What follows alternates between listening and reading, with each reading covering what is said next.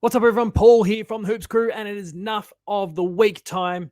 And look, I'm being a bit of a dick in this particular episode. I'm not pulling any punches. I'm not even going for something necessarily that is overly socially topical or anything like that. We're picking on the Sydney Swans this week because, holy hell, did they make a mess of things this weekend against the Power. Let us not forget that this is the team that was at the beginning of the round and has been for the entire season, pretty much the entire season, been sitting at the top of the ladder. And they lost by 112 points. They made the hiding that us Cats gave them in the 2022 final seem pretty tame for Port Adelaide. This is a margin. This is a scoreline that probably feels quite familiar after what we did to them in 2007. Holy hell, what happened to the Swans this week? It was an absolute bloodbath, and they were never in it. And let's go to the worm here to kind of highlight things a little bit.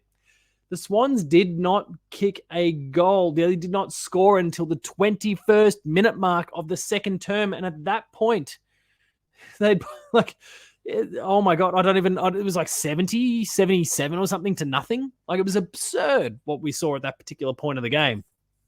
Never seen anything like it, I think, in my entire life of watching football. And of course, scorelines like this did exist back in the day, but we're not in that era. And yet we saw it that night. 77 to nothing at one stage. And I believe it got worse. I can't remember the exact numbers before Sydney finally scored their first behind. But we were doing post-game live at the time, talking about the Cats' win against the Crows, and kind of in stunned silence as we saw what the Power were doing to the Swans. And look, the Port Adelaide team got the better of us, 2 months ago now, 2.5, 3 months ago now.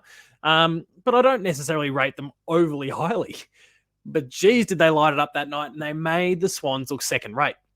It made me really enjoy the fact that there was some social media commentary that kind of popped up about it. And we're going to kind of dive into a few things more shortly, but there was some social media commentary that popped up about it.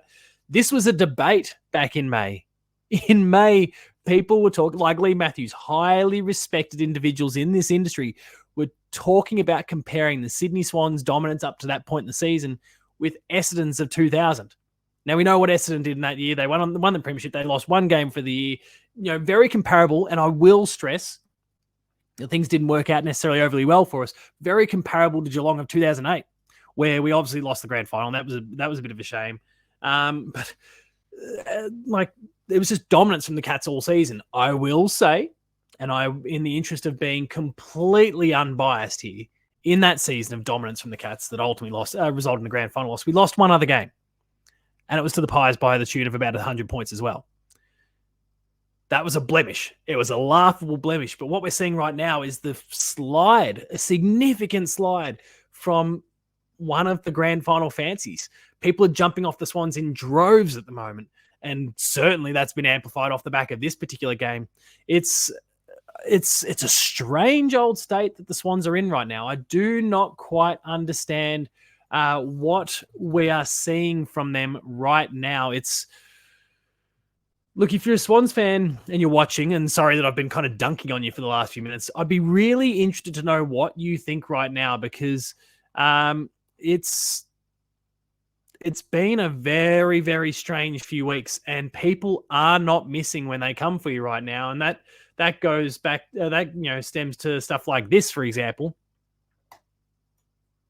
where we see some of the social media commentary around a post that was posted before the game. Of course, there was nothing that the social media team could possibly have known. We're saying game day ready, and we got photos of Brodie Grundy and several others from the team. Luke Parker, we got the coach, we got there's players popping up everywhere. Everyone's looking happy. Everyone looks like they're prepped and ready to go and ready to tackle the world. And then the comments have started piling in. Get first quarter ready. Game starts at 7:30, not 7:50. Bloke didn't realize it was going to get much worse. You sure they weren't? Were they? You sure about that? I'd lay low tonight. Swan social media team. Turns out you weren't ready. Apparently not. Narrator's voice. They were far from ready. There is some absolute gold here in the comments. I'm completely stunned by what we saw this particular night. This is a team that is meant to be the front runners for the flag, and the wheels are completely falling off. And if you're a Swans fan, you have to start to wonder, with 3 games before the finals begin, 3 home and away games before the finals begin, you've got to pull this all together and you've got to find form. And right now, like, they're not devastated by injury. They can't use that as an excuse. They are out of touch. They are out of form. Is 3 weeks enough time to get it all together again? I don't know. Brisbane is on an absolute tear. The Bulldogs are on a tear. You've got other teams that are fighting tooth and nail to steal that spot. If we go and look at the ladder right now, and this is live now as of the end of the round, the Lions are half a game behind the Swans. That seemingly untouchable position at the top of the ladder is now, like, the wall is about to be breached with the Swans. And they play against the Pies this week, who've just managed to get a win for Scotty Pendlebury. They're now back in the finals race, up to their eyeballs in terms of chasing it down. They sit 11th right now, and they are within reaching distance of a top 4 spot once again, with 2 wins in a row now. You can't rule out the fact that the Pies win, and suddenly the Lions jump them. Suddenly Porter's level. Suddenly the Giants, the Cats, the Dockers, they're all there and thereabouts. Of course, the Cats and the Dockers play this week, so one of them has to rise and fall. But, if it's the Cats, suddenly they're level with the Swans as well. This untouchable position on first of the ladder could suddenly become danger signs for 4th, 5th, 6th. They're not going to fall out of the 8, but they could plummet down the ladder here and find themselves in a very vulnerable position. And so they are the deserving Nuffs of the week this week. It's hard to not suggest that the Swans are the basket case of the AFL this particular week. They are the hardest of fails. You can see their odds at slipping. The Premiership, like Brisbane Lions, are the favourites. And there's other teams that are storming into contention favourably. Not that we focus on betting here, but it says a lot about what people think and what they are seeing. The Swans are not clicking right now. And so they are the Nuffs of the week this week. And I kind of look forward to playing them at the moment. Like, I wouldn't mind the idea of going head-to-head against the Swans right now, where a couple of weeks ago I'm going, the idea that we slip into 4th and potentially have to play them in Sydney sounds like an atrocious, awful idea. Right now I go, okay, let's go. Bring it. So they might want to pull up their socks and maybe have a few heart-to-hearts this week, and probably a very physical week on the track to get themselves up and about and get their heads in the game, because they're a shambles right now. That's it for Nuff of the Week this week. Sydney Swans, it's you. I don't know if you'll save yourselves this season, but right now it's you. Top teams on top of the ladder should not behave like this. They should not lose like this. They should not find themselves in runs of poor form to this degree. If you enjoy this, if you have thoughts on this, sound off in the comments. Hit us up on Patreon. Hit us up on social media at The Hoops Crew. Check out all those platforms. You can find me at Paul James Games if you want to get really blunt. If you're a Sydney supporter that I've cut to the core right now, let me know on social media at Paul James Games what you think as well. I'm not wanting to just bash up on a team, but you're an unavoidable target this particular week because it's just such a bad performance.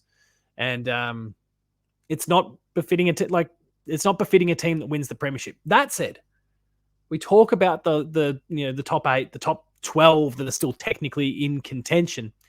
And there is a conversation to be had from some that this could be whoever wins the grand final this year could be the worst premier that we've seen in a long, long time, simply because you could have thrown a blanket over half the teams in the competition and any one of them could have made a case. You could also make the argument that there's so many significantly high quality teams that to come out on top means you're one of the best of all time. That's a really fascinating conversation too, and we'll see how that develops when the Premier is crowned in the last Saturday of September. But anyway, that's enough for the week this week. Sydney Swans, you've copped it this week. Get out there, fix things up, and knock the Pies out of the race next week. You can put them out of back-to-back contention. We'd all like to see it happen. Go get it done. Thanks a lot for watching, everyone. Remain Geelong strong. If you're not Geelong supporter, remain Geelong strong anyway, and I'll see you later.